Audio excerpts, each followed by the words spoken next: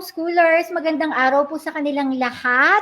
At it's another kwentuhan po with Coach Novi. And I'm so excited with our guest right now dahil she's really close to my heart and she's a mentor through all season of my life, whether it's in marriage, in homeschooling, everything po. And actually, may mga changes na mangyayari sa iHomeschool and with these changes it's really good changes po. And I'm really so excited to be able to introduce to you my mentor po. She's homeschooled from kinder to high school, I think for more than a decade. She pioneered the hybrid homeschool concept. She is the former director of 360 Studio School. This is a progressive school.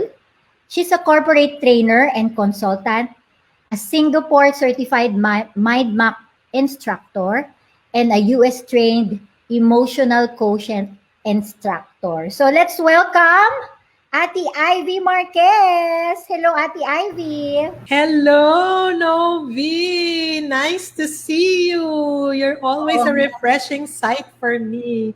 You're so colorful. I like that. Oh, colorful kasi summer, ate. Kaya dapat summer colorful. na, yes.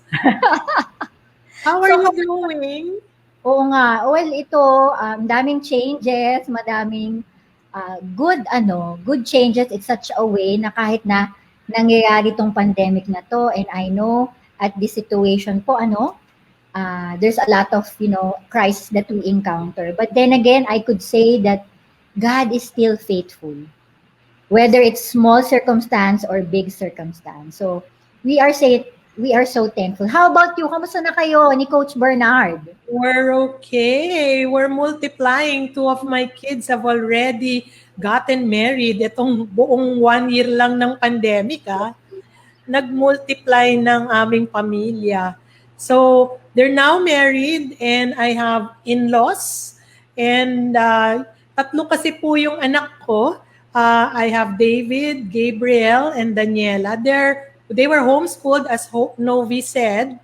And now they're adults. They have graduated from De La Salle University. Yung isa po, yung pinakabunso, is a doctor. So she's now an intern in Makati Med.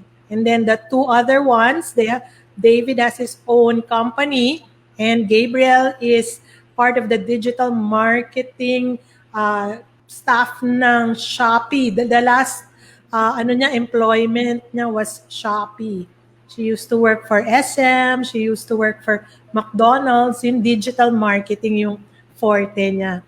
So, growing family, it was just a year that these things happened. But I'm so happy kasi dito nakikita mo talaga yung fruits ng homeschooling. And dito masasabi mo nga that it works. Dito makikita mo na buti na lang we did this. So sa kaya naman natin to ginagawa, di ba Novi? Gusto nating encouragein yung mga mommies na maybe natatakot gawin to dahil this is something new. Most parents probably think that they're not equipped to do this. Probably marami silang fears ba? So kami po ni Novi, hindi naman kami education graduate. Malakas lang po ang loob namin. And more so, we just have a vision for our kids. Parang gusto namin nga to be able to prepare our children not just for academics kasi ang tinuturo naman natin hindi lang naman academics kundi life skills. Pine-prepare natin yung EQ nila, pine-prepare natin yung formation ng character nila. So that's what we did when we homeschooled, and I could say, I think I'm in a position now to say homeschooling works. Yan yung yes. I so love that position. Yeah, I so love that position because I know, grabe si God, binigyan ng pagkakataon na maging ahead ka na sa amin para maturuan mo kami. So, ang dami ko na naman matutunan with that stage that you have right now na ang mga anak mo ay may asawa na. Diba? And I know, ate, no, it's not easy what you have planted all that years. And now, I'm so thankful for just imparting what you have to us. Thank you so much. Thank you. But My with pleasure. today, I am so excited because we're gonna talk about habits. You know, I Mm-hmm. think, ate, di ba? God made our brains to form habits automatically, whether they believe in God or not. Talagang kasama yon, di ba? So, in homeschooling, we definitely always talk about habits, whether it's in repetition, how to motivate our kids, how long it takes a good habit, etc., etc. So, sometimes hindi natin na-realize na habit na pala talaga 'yon, yung mga ginagawa natin. So, pero ang question lagi lalo na sa homeschooler, how do you translate that in an everyday thing? And I know you are an expert on this, given with that position on how you were able to impart that habit to your kids. So, kwentuhan mo nga kami, why is this habit so important? I created this program called Habits of a Learner because I believe these are the very things that stays with our children. Pwedeng makalimutan nila yung mga multiplication table, ang periodic table. Marami silang pwede makalimutan. Pero ito, it stays with them. In fact, if I were to encapsulate ano yung dapat natututunan ng bata, I would wanna put it in one word, which is character. And Hmm. itong character na to, yun yung lalagay natin into a habit. Now, pag-usapan natin yung habit kasi is something that you do automatic, you do repetitively, you do Mhm. unconsciously, no? This is Yeah, yeah. something that you have learned probably, like a simple thing as brushing your teeth. May habit ka sa pag-brush ng teeth, di ba? Saan ka Yeah. nagsisimula? Napansin mo, dahil kanan ako, nagsisimula ako sa kaliwa. And then I work my way to the right. Now, those habits, you actually repeated it over the years because you want it as a routine. You wanna maximize kasi your thinking brain. Dahil yung habit na yan, automatic, without thinking, ginagawa mo. Example, kumain. Alam mo ba na kumakain ka pero minsan hindi ka nag-iisip? Kinreate tayo ni God to actually reserve our mental activities or mental energy for things that are important. Yung dapat mong Yeah. pag-isipan. Like, Yeah. ano yung plano mo, ano yung gagawin mo. So, the others, we've made it into a habit. In fact, they said 95% of the things we do are habits. Kasi nga, Hmm. ayaw mo na ng example, lately I find myself, I'm always wearing black. I'm always wearing a certain shirt because sabi ko, ayoko na mag-isip tuwing meron akong webinar or tuwing meron akong klase. Gusto ko mabilis lang, yung parang, eto na habit na. Gusto ko mabilis na para yung pag-iisip ko mapunta dun sa mas importante, which is probably what you will say, what you will talk about, and all that. No? So, habit is very important. Now, in terms of our children, importante yan na may matutunan silang habit kasi from paggising hanggang pagtulog, kailangan may habit sila. If not, lahat yan itatanong sa'yo. Mommy, what will I do? Mommy, will I go to school? Mommy, where is my shirt? Imagine mo, lahat yun tatanong sa'yo.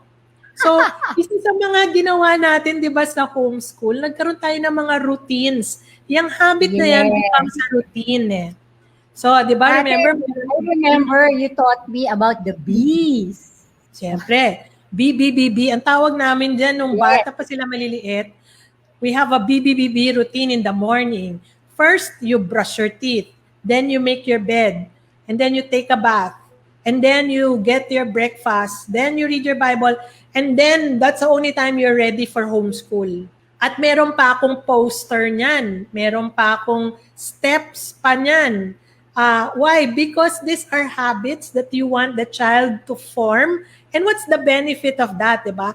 You're actually empowering them to become independent learners, Yes, diba? That yes. they're not dependent on you, and they're able to do it on their own without much help kasi naturuan mo. So I guess the whole point of our homeschooling is we're teaching them habits. Now, itong habits na yan, dalawa yan. May good and bad. Yes, yun. You can be teaching them a good habit or you can be teaching them a bad habit. No? Obvious naman yung good habit. No? Example of a bad habit that you might be teaching them is getting mad all the time. Yelling. You're teaching them to lie. You're teaching them to, di ba? Ang daming, alam nyo ba yun? Kaya very important yung role modeling sa atin because whether you like it or not, whether intentional or not, we're teaching our children a habit. Now, I created the Habits of a Learner program because I realized a big part of schooling is not just the academics, but the habits of a learner. As a learner, marami tayo rin bad habits na natututunan. For children, they're learning a bad habit of cramming, a bad habit of spending a lot of time just facing the textbook, facing the gadget, or even, alam mo yun, bubuksan mo yung textbook mo for hours, tapos wala namang pumasok. You're just spending a lot of time sitting down there and you're not getting anything. May isa pa tayong bad habit, yung hinighlight mo lahat yung buong libro, yung nag-coloring ka, yung buong libro, ginawa mo kulay yellow. Akala mo, by doing a highlighting of that, natututo ka, di ba? Tapos meron pa, hindi ko sinasabing mali yun, pero may adjustment kang gagawin. Meron dapat kang ginagawa after that. Tapos meron tayong mga note-taking. When we do note-taking, ang haba-haba, buong sentence, bawat sabihin ni teacher, sinusulat, di ba? At dahil doon, ang epekto nun, we're not getting the most of what we're learning. The goal is to be a learner. Yun ang goal natin ng bawat isa. Whatever age, di ba? Bata ka man o matanda. And nakita ko, if we don't help our children with this, kasi yung learning, it's a multi-skill, if you notice. Multi-skill. There is the studying, how do you read, how do you memorize, how do you listen, how do you take down notes, how do you focus on the right details, how do you understand concepts and then process it and then produce something. Oh my gosh, we have just assumed our kids know that. Na pag sinabi mong, huy, mag-aral ka nga, huy, you study. Do you actually know that it is a multi-skill? There's so many things happening there and so many things that you need to equip the child. And because the child was not equipped with the strategy, the skill, or the habit, look what it does. They lose interest in schooling. They hate studying. Kung may gagawin man sila sa school, they'll just do it haphazardly because kailangan matapos. They will just finish it nang hindi excellent or incomplete. O kaya naman, they will be so stressed that they don't want anything to do with learning. Yan yung pinapahalagahan natin as a homeschool mom or even in education. Yes. We want the love for learning. So, ito, na intindihan ko ngayon, without these skills, children will hate learning. Yeah, I totally agree with that. Naku, ang dami mo na nasabi, ate. Sobrang mouthful na, no? And I'm so excited with that training that you're gonna have this coming April. But then again, I realized when you were talking, no? Like now, my kids are all teenagers. No? So nakikita ko na rin yung mga habits na na-instilled with the years. But, you know, I realized now, while you were talking about, good habits you instill, good or bad habits that you instill in your child's life are an endowment. When I say endowment, it's an inheritance, no? Yeah. Kasi it should start with us as parents. But I realized there's a difference between investing and as an endowment, di ba? Ate, what do you think about this? I was just like thinking in my mind right now regarding habits. That what is the difference between an endowment and an investment of habits? Itong education is something na, naturally nakukuha ng mga bata. In a way, it's right. You are passing it on to your children. As I said, the habits. Hopefully, what you're passing on are the good habits. Example, pag nakita nilang mommy at daddy nila, masipag, that's an endowment. You're not Yeah. intentionally telling them, but you're showing to them. Sabi nga nila, mas Yes. maraming more is caught, di ba? Now, that Yes. is what you pass on to them. Nakita nila na mommy at daddy nila, kahit mahirap, kahit na magpupursige, or kahit na maliliit na bagay, nagpapasalamat, those are endowments. And Yes. yung investment naman na sinasabi mo, I guess is probably something na which is outside na your home, na hindi mo na kayang ibigay. So, you're investing on a schooling, investing on programs, investing on teachers. Yeah. To For teach them. example, like it's like habit training yourself. Yes. It's an investment with you are expecting a large return because of that habit training that you did. No? Parang Yes. ganon. Parang exercise lang, di ba? Yung iba, Yes. mag-exercise, pupunta sa gym, that's an investment. Yung iba, Yes. yung endowment is you're eating right. You know, yun yung mga nakukuha mo sa parents mo. Your parents may not be fit or into sports, pero just the good, healthy habits are things that you get from them. Oo. No, ate, grabe. That's what we are giving our kids, no? Yeah. It's like, how can I say, endowment for me is like habit account. Accountable tayo sa habits na ginagawa natin, no? Without realizing it. Kasi nga, naging habit na. Na, di ba minsan, ewan ko, with your, di ba, paano nakuha ni Daniela to? Saan niya nakuha yon? Yung mga gano'n, di ba? Or, bakit nakuha ni David yun? Kay Bernard ba niya nakuha yon? Something like that. So, the question is right now, siguro, I think this is my last question kasi ang dami na natin na pwede nilang i-absorb right now, is, syempre, bilang a parent, madami tayong na-instill na mga, well, I have to focus on bad habits. So, what can you advise us, parents na we are just a starting parent right now? And because of those habits, how can we replace that right now? So that we could be able to instill those good habits, hopefully, to our kids. I always tell parents, it starts with an awareness. The Good. awareness educates you. Tayo rin naman, lumaki tayo, wala naman din tayo. Kaya ako very gung-ho dito because I learned this. I invested time and money to learn this. And when I learned the secrets, I actually tried to put it into my own daily life, my own practice, my own habits. Now, I also understand na hindi nga kasi ito tinuturo sa school.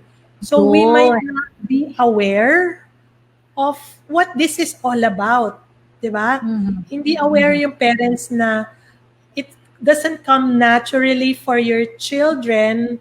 Kasi kagaya niyan, you tell your child, oh, I want you to be responsible. Summer na ngayon, gusto ko responsible kayo. Gusto ko you make the most of your time. Ayoko yung puro lang kayo gaming. Ayoko yung puro lang kayo internet. We say that, and then we expect something, but the question is, have we trained them? Yes. Kasi yung sa'yo, dahil adult ka, alam mo na yon. Pero sila, nagkakamot ng ulo yon. Parang, ano ba ibig sabihin ng responsible? Tumatayo naman ako from bed. I clean my plate. Ano kaya ibig sabihin ng nanay ko ng responsible? Ano kaya ibig sabihin ng nanay ko na ayusin mo ang buhay mo? Di ba parang gano'n? Umayos ka. Lagi natin narinig. Umayos ka. Yes. Sabi na, ano kaya ibig sabihin ng umayos ka? Inayos ko naman na yung aking higaan. Inayos ko naman ang buhok ko. Ano ba ibig sabihin mo ng umayos ka? And this one, I like breaking it down. Yung, what are the little things? So parang ano mo yan teaching kids how to ride the bike. You don't just give them a bike and expect that okay na. So merong training, merong encouraging, merong hahawakan mo muna, Tapos, nagbabalanse siya, maya-maya, tsaka mo dahan-dahan papabayaan. May ganun may proseso pala yon. Kasi Tama. imagine mo, Hindi mo siya matuturuan mag-bike pag ikaw, hindi ka marunong mag-bike. oh, Diba? isa Hindi pa ka yun. marunong mag-pretend. Hindi ko pwede, tuturuan ka mag-bike, pero hindi mo mag-bike.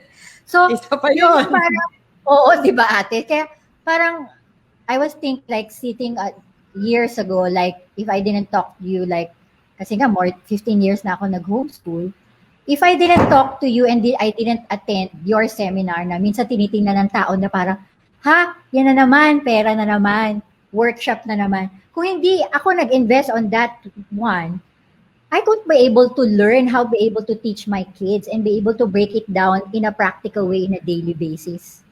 'Di ba? So, kailangan mo talaga ng training, kailangan mo intentional training. And I'm sure, 'di ba, yung parents natin ate, 'di ba, way back, hindi naman nila alam yun eh. Wala silang ganito, wala silang ganong awareness na kung whatever, yun talaga yung natural no? It's like whatever the parents taught them, they will teach to us. Ganun lang. Kasi yun yung konsepto nila about right, konsepto nila about wrong. But the good thing here right now, and I thank God with this platform, and you doing that, it will be easier for us. And it will be like smoother and easier days for a parent to be able to execute these habits. Di Na ba? hindi na siya trial and error. Yun ang Yes. sinasabi natin Kasi hindi tayo pwede mag-trial and error sa mga anak natin. We only have one chance in life Totoo. with them. Pero Hindi mo ate, naman babalik. oo, tanong lang kita. Ako, guilty ako nito na, pero medyo naging trial and error ko yung panganay ko. Yung panganay ako medyo sa mga pagkakamali natin. I confess, totoo yun. Bago ko talaga realize para sa second and third, ikaw, tatlo rin anak mo Ikaw, in your experience.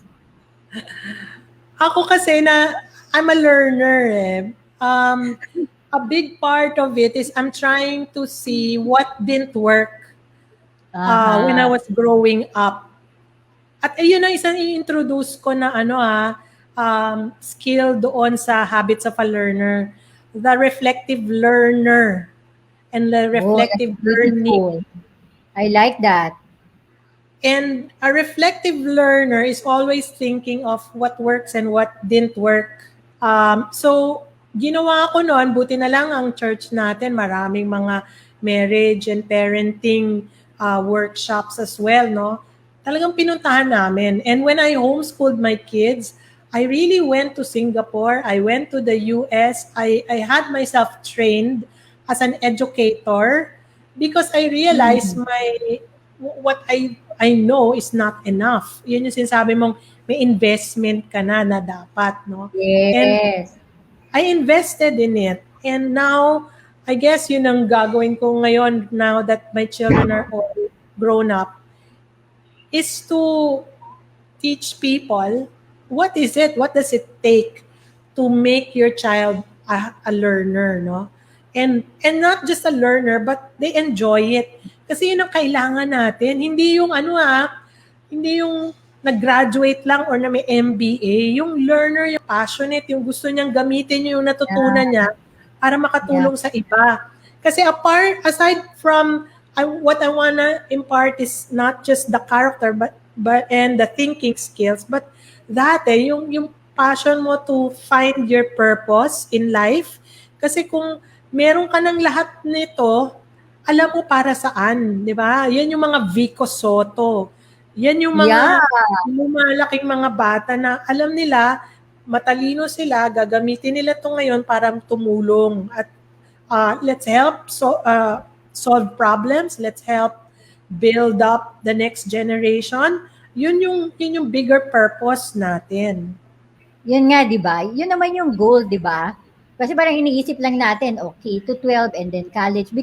But even with this little seeds that you put those habits, it's really, really vital, no? Hanggang sa, yun yung wish natin na talaga hanggang sa pag-adult nila ay, ma-apply nila yung mga good habits na napakita natin at na-deposit natin sa kanilang buhay.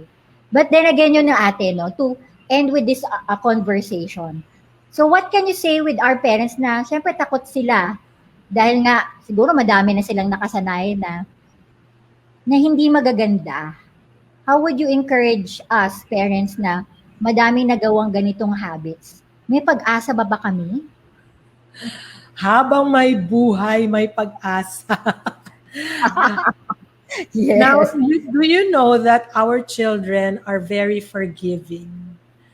Our Oh. Lord is very forgiving. Oh. I Good. think ang importante dyan is ma-realize natin ano yung maling ginagawa natin and move forward and just do the right thing. Kung nagkaroon ka ng awareness na, hey, everything you do, your children are looking. Hey, people are looking. Hey, God is looking. So, kung meron kang ganong awareness, then I guess, pag-iisipan mo yung bawat action, bawat practice, at bawat habit na gagawin mo and move it towards a good habit. Meron pong meron pong solusyon. It starts with an awareness and then it's a matter of reflective thinking on how do I correct it? What do I replace it with? And Yes, that's good. thirdly, like we said, it's a habit. So, kailangan repetitively you're doing it. Sabi nga nung iba, 21 days to make a habit. Others say it's 1 month. Others say it's years. So, kung may habit ka na hindi mo gusto, isa-isa mo yan. Isulat and change it. The same with our children. The effect of habits na kinalakihan nila, oh my gosh, ang hirap tanggalin. Yung mga habit na yan, gaming, habit na hindi nag-iisip, yung habit na impulsive, yung habit na kahit na ano, kakainin, kahit hindi healthy, all the things that we do have long-term repercussion to our body, to our souls, to our conscience, and to God. So that awareness alone should make us think, hey, I have to make a right living here. And lahat naman tayo, kaya nga merong mga grupo, kagaya ng exercise, gusto ko, kunyari, healthy living, kaya tayo may mga grupo, may accountability groups, merong mga ganyang mga practices na pwede tayong gawin. Di ba, the Alcoholics Anonymous, they're being accountable to people because they want to stop a bad habit. So, yung mga bad habit na yan, it doesn't just it's not as big as alcoholism or gaming. It's not. You can have as small as a habit as umiinit ulo mo, you're rude to people, pwedeng as small as a habit as you're puro self lang yung iniisip mo. Mga maliliit yun na habits na pag pinabayaan mo can become bigger. Kaya very important na maintindihan natin to. That's why we're into the habits of a learner or habits of a person. I actually think my next program will be a habits of a person. Habits of character. Tama. Para magiyahan bawat isa. Kasi it's something that we need to adjust. Maliliit yun, pero kailangan mo i-adjust. So, ganun din with our children. That's why we created the program for summer. Yung habits of a learner, we're not gonna talk about academics. Well, I'm gonna make it fun and interesting for the kids, pero hindi nila napapansin, we're actually equipping them with the skills of mga managing, organizing, thinking. Yan, importante yan eh. So, yun yung pag-uusapan namin dyan sa habits of a learner. Yes. Nako, thank you so much, Ate Ivy. Thank you so much. Grabe, hindi na natin makita yung time, no? Talagang, ang dami ko pang gustong tanungin sa'yo, but I'm always looking forward to all my conversation with you because alam ko na lagi ako nare-refresh. But to add with what you say, echo ko lang, no? Na talagang yung habits, it's really, good habits are valuable commodity. No? We need to give our kids, the benefit of this large endowment to them. No? To make their life, hopefully, be secure with these good habits that si God rin ang tutulong sa atin at bibigyan tayo ng grasya to be able to install these habits to them. This is long term. Sometimes siguro, I just want to encourage you na mga parents na don't give up. Maliliit na seed, sabi nga ni Ate Ivy a while ago, no? Hindi mo siguro siya makikita ngayon, pero I'm telling you, makikita mo rin yan. Okay, may pag-asa, makikita mo rin yung changes in the near future. But then again, it should start from us. It should start from us, guys. Thank you so much, Ate Ivy. So please, can you please announce your, share to us the habits of a learner this coming April? Yeah, this summer, I've opened the Habits of a Learner program. Two parts yan. Isa, it's summer and I'm productive. Yung mga June or July, I'm opening up Habits of a Learner prepared for school. Okay? So, kasi ang daming skills nga eh. So, for now, because I want them to enjoy summer, we're gonna introduce the habits to them in a form of play, fun, challenges, projects that they can do. And it's a 4-day program. Hati yung higher years and the other part is the lower years. No? Mag-enjoy ang mga bata. But more so, it's equipping the kids. So I invite all of you to be able to send your kids to Habits of a Learner. You can go to Teaching Moms if you want to look for the information and details regarding that. I have a registration form already and doon nyo makikita lahat yon. Thank you so much, Novi, for having me here. Enjoy ako, We're syempre. gonna put also the link, the Google link, here in Facebook or in your YouTube para mas madali ang pag-access ni. Naku po, ito po ang pinakamagandang investment na pwede niyo pong gamitin. No? This is not, parents, this is beyond academics. No? It's really also building relationship to our kids. So, Ate Ivy? Salamat po. See you again. This is Coach Ivy Marquez. And this is Coach Novi Antan. Lagi lang po nating tatandaan in homeschooling, relationship is more important than academics. And we homeschool. Bye!